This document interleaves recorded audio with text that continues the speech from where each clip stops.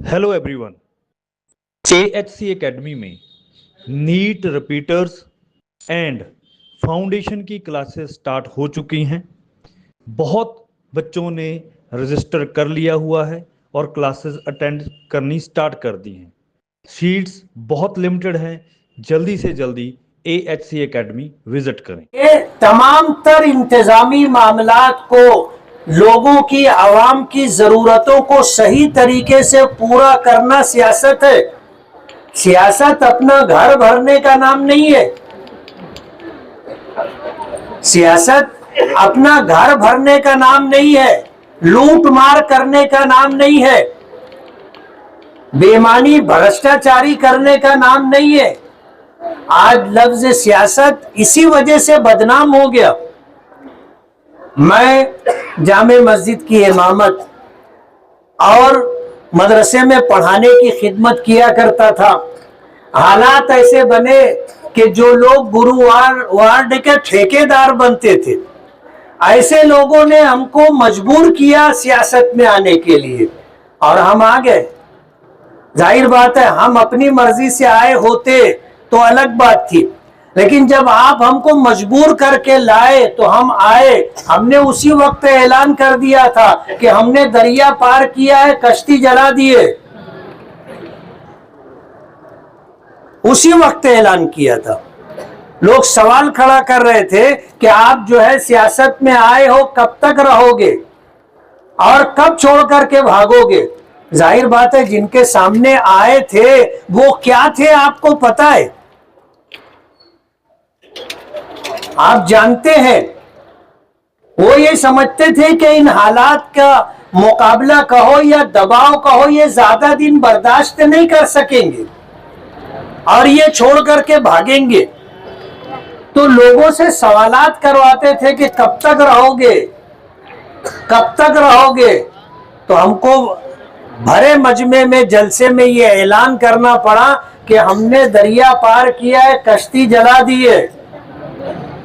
और हमने उस वक्त जो अज़्म और इरादा किया था, आज भी अपने उसी अज़्म और इरादे के साथ खड़े। जो इलेक्शन गुजरा है, असेंबली इलेक्शन, आपको पता है कैसे लड़ा गया, अच्छी तरह आपको पता है। एक साहब जो उनके साथी थे, मुलाकात हो गई इत्तेफाक से, तो वो मुझसे कहने लगे कि हमने तो इलेक्शन लड़ने में कोई कसर बाकी नहीं रखी थी। डॉक्टर साहब, इलेक्शन लड़ने में हमने कोई कसर बाकी नहीं रखी थी। साम दाम दंड भेद सब इस्तेमाल किया। आपको पता है, मैं तफसील में नहीं जाना चाहता, कोई खाना उन्होंने खाली नहीं छोड़ा था। हर तरीके से उनको अपनी जीत का 100% यकीन था।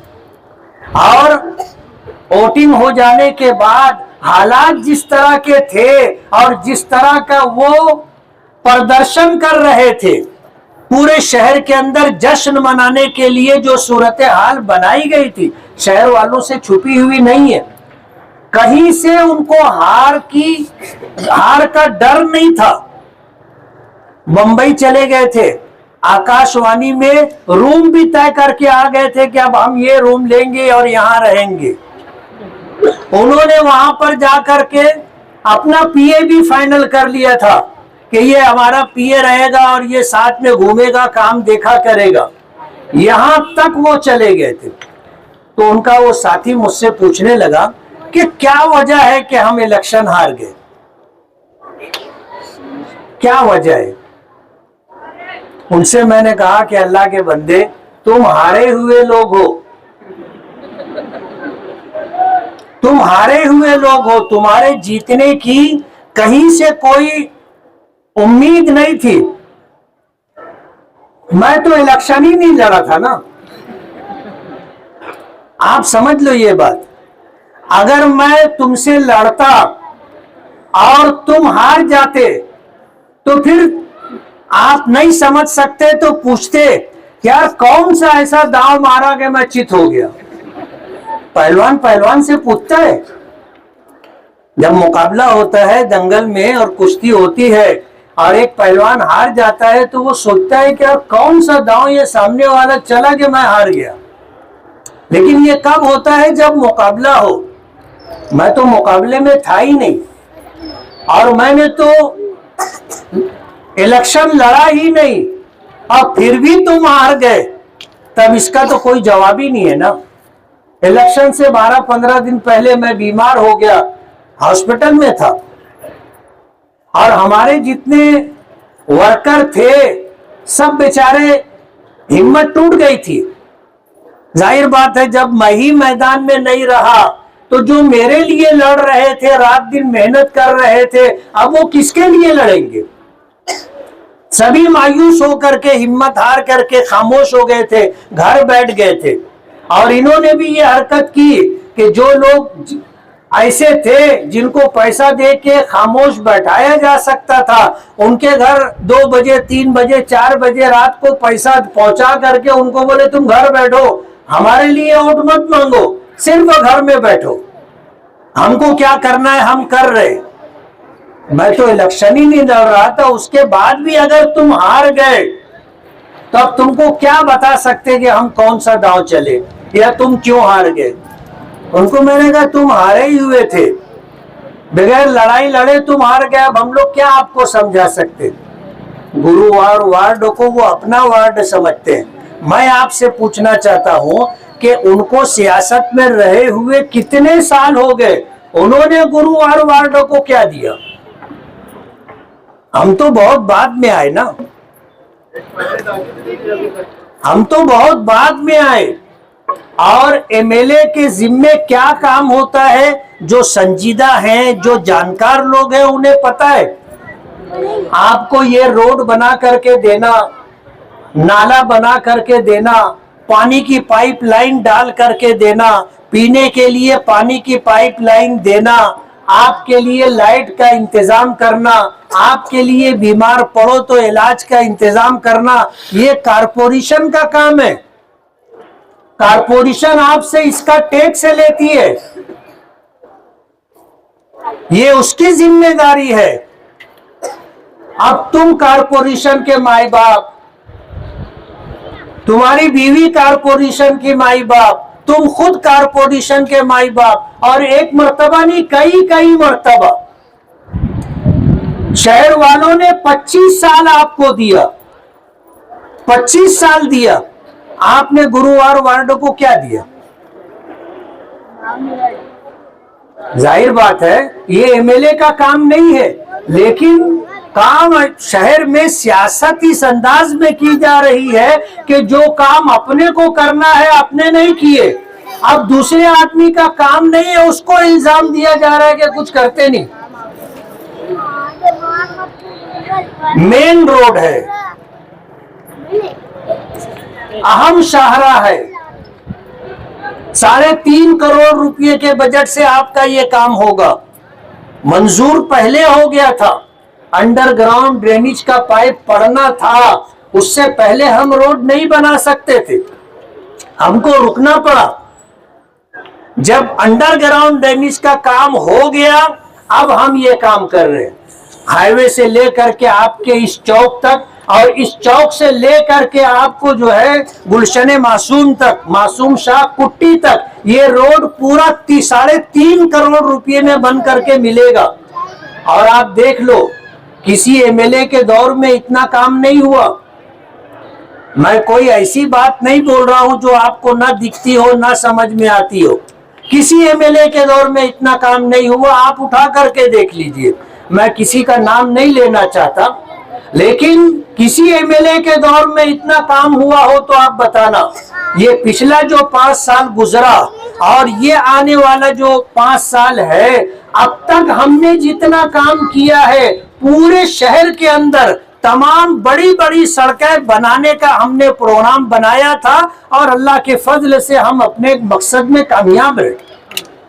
آپ دیکھ لو ہمارا شہر مالیگاؤں، اگر ہم بمبئی کی طرف سے منمار چوکھلی سے یا آگے سے اندر آئے تو ہم کو اچھا روڈ ملنا چاہیے.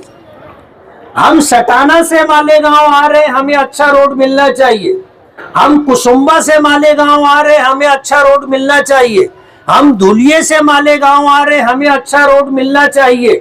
مالیگاؤں میں چاروں طرف کے جو راستے مالیگاؤں آتے ہیں کہ کوئی باہر کا آنے والا جب آئے تو اسے لگے کہ ہاں میں کہیں جا رہا ہوں.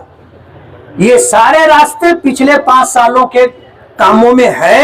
کچھ کام ہو چکے ہیں, راستے بن چکے, کچھ ہونا باقی ہے.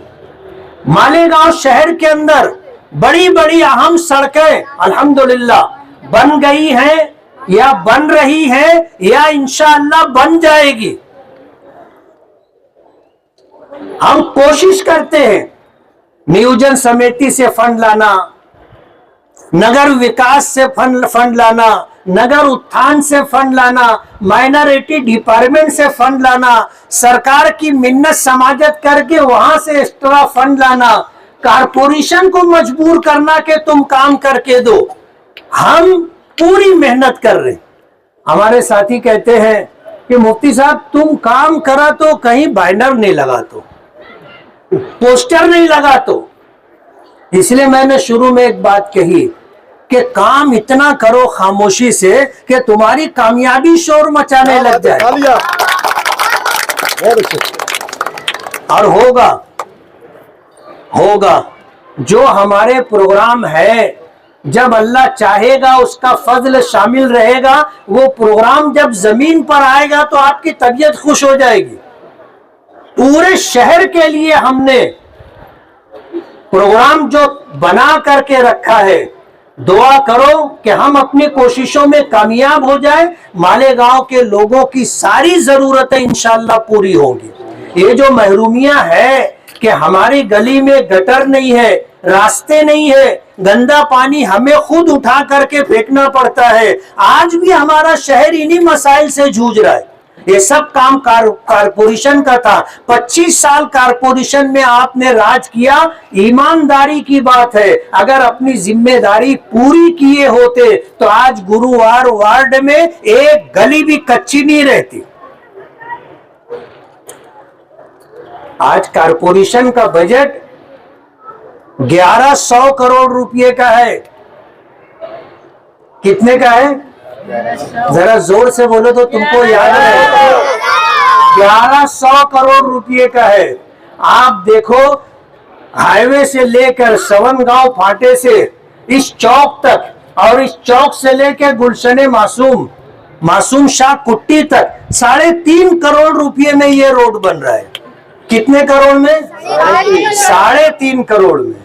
آپ بتاؤ اگر سال کا 200 کروڑ روپیہ 300 کروڑ روپیہ جو تعمیر کے نام پر خرچ ہوتا ہے, اگر وہ کام ہو گیا ہوتا تو یہ روڈ ہم کو ملتا بنانے کے لیے؟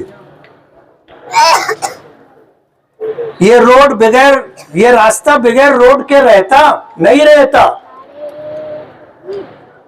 کارپوریشن کے پاس بجٹ ہے, ایم ایل اے کا بجٹ کتنا ہوتا ہے؟ 5 کروڑ روپیہ.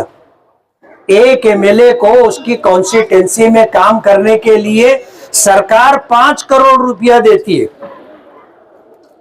بس. اب 5 کروڑ روپیہ ہمارے شہر کے مسائل کو آپ اگر دیکھو تو ایسا ہے جیسے اونٹ کے منہ میں زیرہ, وہ تو حلق سے نیچے بھی نہیں جاتا, نا منہ میں اٹکا پڑا رہتا. شہر کے مسائل اتنے ہیں. اونٹ کا پیٹ بھرنا کارپوریشن کی ذمہ داری, لیکن جب نہیں ہو رہا ہے تو ہمیں سرکار کے الگ الگ محکموں اور ڈپارٹمنٹ سے ہمیں پیسہ لا کر کے, فنڈ لا کر کے مالیگاؤں شہر کا کام کرنا پڑ رہا ہے. ورنہ 2014 سے 19 تک دیکھ لو شہر میں کتنا کام ہوا تھا, اور 19 سے 24 تک کتنا کام ہوا ہے وہ آپ دیکھ لو. دونوں کا مقابلہ کر کے, موازنہ کر کے آپ دیکھ سکتے ہو. اچھا یہ وہ نہیں ہے جو آنے والا ٹائم ہے, یہ وہ ٹائم ہے جو گزر چکا. آپ 14 سے 19 تک کا ٹائم دیکھ لو اور 19 سے 24 تک کا ٹائم دیکھ لو, اور دونوں 5-5 سال میں کتنا کام ہوا ہے وہ دیکھ لو. بولتے ان کو کام کرنے کا ڈھنگ نہیں. ارے تم کو بہت کام کرنے کا ڈھنگ تھا تو بتانا تھا نا مالیگاؤں میں کہ کام ایسے ہوتا ہے. مالیگاؤں والوں نے تو 25 سال تک تم کو ستا دی. اب اگر نصیب میں جیت نہیں تھی، تم ہار گئے اور اعلان کر دیے کہ ہم اللہ کے فیصلے پر راضی ہیں، تو گھر بیٹھو نا خاموشی سے۔ یہ روتڑی چال کون سی ہے؟ 2009 میں ہارے، کورٹ میں پٹیشن لے کے چلے گئے۔ 2014 کا الیکشن ہم لڑے تھے، ہارے تھے، آپ کو پتہ بھی نہیں چلا ہوگا کہ ہم ہارے۔ ہم اپنا کام جو روٹین کا ہے وہ کر رہے تھے، 1 گھنٹے کے لیے بھی ہم گھر نہیں گئے۔ رزلٹ آیا، ظہر کی اذان ہو رہی تھی، اٹھے، جامع مسجد اپنے امامت کی ذمہ داری تھی، چلے گئے نماز پڑھانے کے لیے۔ ہم کوئی رونا دھونا لے کر کے نہیں بیٹھے کہ اس کے گلے لگ کے رو رہے، اس کے گلے لگ کے رو رہے، اس کے گلے لگ کے رو رہے، اور پورا گھر اور پورا خاندان ایک دوسرے سے گلے لگ کے رو رہا۔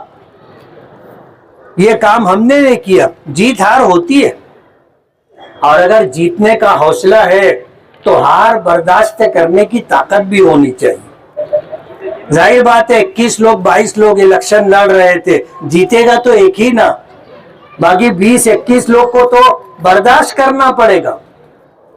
باقی جتنے لوگ تھے سب اپنے اپنے کام سے لگ گئے، یہ بیچارے برداشت ہی نہیں کر پا رہے۔ ڈاکٹر خالد صاحب بول رہے تھے آج جان کہو، مال کہو، عزت کہو، سب کچھ داؤ پہ لگا ہوا ہے۔ کیا نہیں کر رہے وہ لوگ، کیا نہیں کر رہے؟ لیکن ہمیں پتہ ہے کرنے والی ذات اللہ کی ہے، ایک جان ہے اسی نے دی ہے، وہ جب چاہے گا لے لے گا۔ کسی کے اختیار میں نہیں ہے کہ وہ کسی کو زندگی دے دے اور کسی کو موت دے دے، کسی کے اختیار میں نہیں۔ کچھ چیزیں اللہ نے اپنے پاس رکھی ہے جس میں بندوں کا کوئی دخل نہیں، جیسے زندگی اور موت ہے، امیری اور غریبی ہے، عزت اور ذلت ہے، تندرستی اور بیماری ہے، اللہ نے اپنے پاس رکھا ہے۔ بندوں کا اس میں کوئی عمل دخل نہیں ہے۔ سمجھنے کے لیے آپ سمجھ سکتے ہو، اگر بندوں کے اختیار میں رہتا جیسے امیری اور غریبی تو کوئی غریب رہتا؟ کوئی غریب رہتا؟ بالکل نہیں، کوئی غریب نہیں رہتا، ہر آدمی مالدار ہو جاتا۔ لیکن اللہ نے یہ اختیار اپنے پاس رکھا ہے، جس کو نوازنا چاہے وہ مٹی کو ہاتھ لگاتا ہے وہ سونا بن جاتی ہے، جس کاروبار میں ہاتھ ڈالتا ہے کامیاب ہو جاتا ہے۔ اللہ چھپر پھاڑ کے دے دیتا۔ لوگوں کو حساب کتاب سمجھ میں نہیں آتا، لوگ ایک دوسرے سے بولتے تب یہ کہاں سے لاوا، بولتے ہیں لوگ۔ اور آج مصیبت یہ ہے کہ میں اپنے دکھ سے پریشان نہیں ہوں، اپنے بھائی کے سکھ سے پریشان ہوں کہ اس کا کیسے اچھا ہو گیا۔ میں اپنے دکھ سے پریشان نہیں ہوں، اپنے بھائی پڑوسی اپنے رشتہ دار کے سکھ سے پریشان۔ تو اللہ نے زندگی کہو، موت کہو، امیری کہو، غریبی کہو، عزت کہو، ذلت کہو، تندرستی کہو، بیماری کہو، اپنے اختیار میں رکھا ہے، اپنے پاس رکھا ہے، اور اسی کے فیصلے سے ہوتا ہے۔ اگر بندوں کے اختیار میں ہوتا تو ہم میں سے کوئی عزت دار نہیں رہتا۔ آج سب ذلیل ہو جاتے، میں تم کو کر دیتا، تم مجھ کو کر دیتے، کوئی عزت دار نہیں رہتا۔ بیماری اور تندرستی اگر ہمارے ہاتھ میں ہوتی تو ظاہر بات ہے کوئی بیمار نہیں ہوتا، اور بیماری کی وجہ سے کوئی مرتا نہیں۔